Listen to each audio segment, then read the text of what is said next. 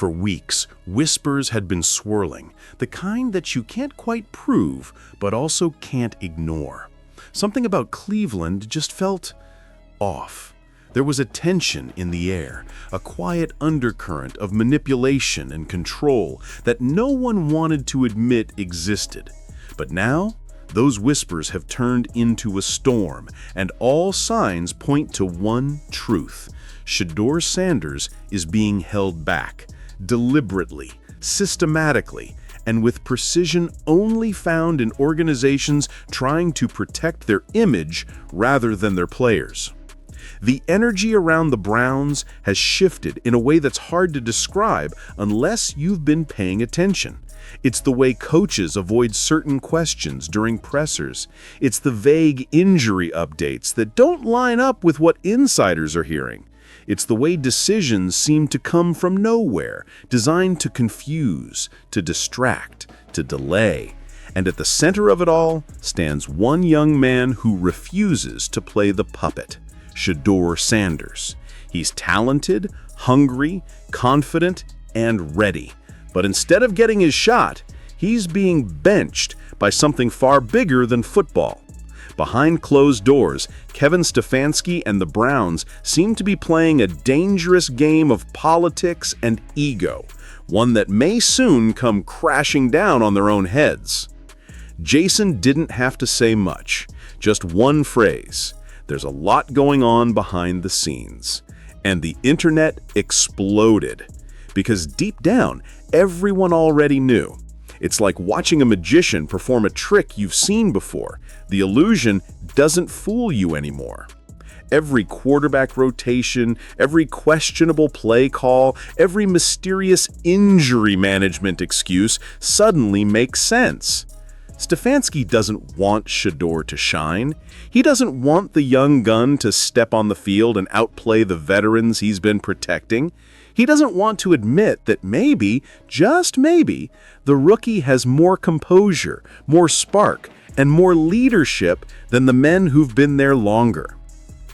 The Browns' strategy has been subtle, calculated even. By keeping Shedeur sidelined under the guise of preparation, they've been trying to control the narrative.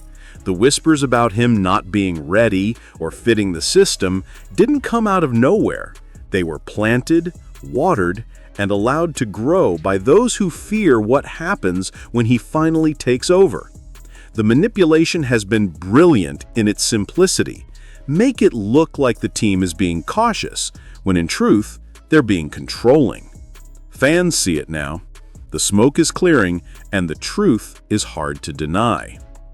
This isn't about talent, because if it were, Shedeur would already be leading this team. This is about control, ego, and fear. The Browns can't risk another quarterback overshadowing the coach's carefully crafted image. So instead, they create distractions, throw in veteran names, shift depth charts, and feed the media just enough to keep the questions spinning. When Dillon Gabriel was named as the starter, it wasn't about merit. It was about maintaining order. The decision screamed of panic, not planning. It was the move of a man more afraid of being proven wrong than losing games. But Shedeur? He's not waiting for their permission to make an impact. While they're scheming behind closed doors, he's been out in the streets, literally, visiting schools, working out with local players, connecting with kids who dream of making it big. He's not doing it for cameras or PR points. He's doing it because he understands what it means to represent more than a jersey. He's been walking through neighborhoods most players won't even drive through. No security, no entourage, no press, just him, a football, and a genuine desire to uplift the community that supports him. Meanwhile, the same people holding him back in the organization act like this is a problem, like being involved with real people somehow makes him distracted. But it's not distraction, it's authenticity. Shedeur's showing what real leadership truly looks like, and maybe that's exactly what scares them. Because real leadership doesn't follow scripts or wait for approval.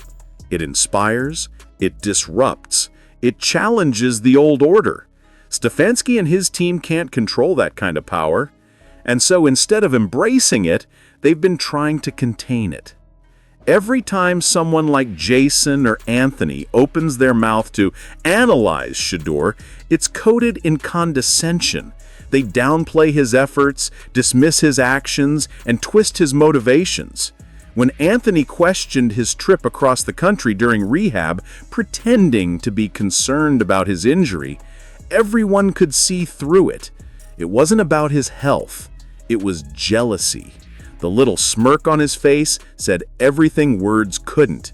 He hated that Shedeur could move with freedom, confidence, and calm, while others were crumbling under the same spotlight. The thought of a young player with that kind of poise burns at their pride. So they call it noise. Every headline, every rumor, every speculation labeled as noise. But that's just another tactic to silence the truth. Calling it noise doesn't make it untrue. It just shows how desperate they are to keep the illusion alive.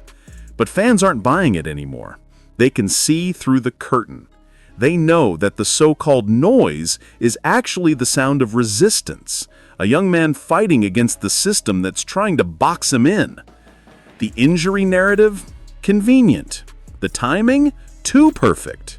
Every time Shedeur gains traction, something pops up to knock him back down. A sudden back issue, a vague statement about precautionary rest. But people are asking real questions now. How hurt is he really? Why do the stories keep changing?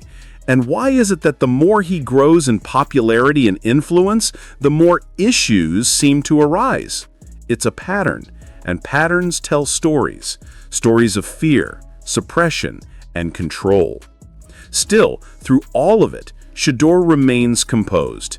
He doesn't lash out, he doesn't feed into the drama, he just keeps showing up, keeps working, keeps inspiring. That calmness drives his critics insane, because they can't provoke what they can't control. Every attempt to rattle him only strengthens his image.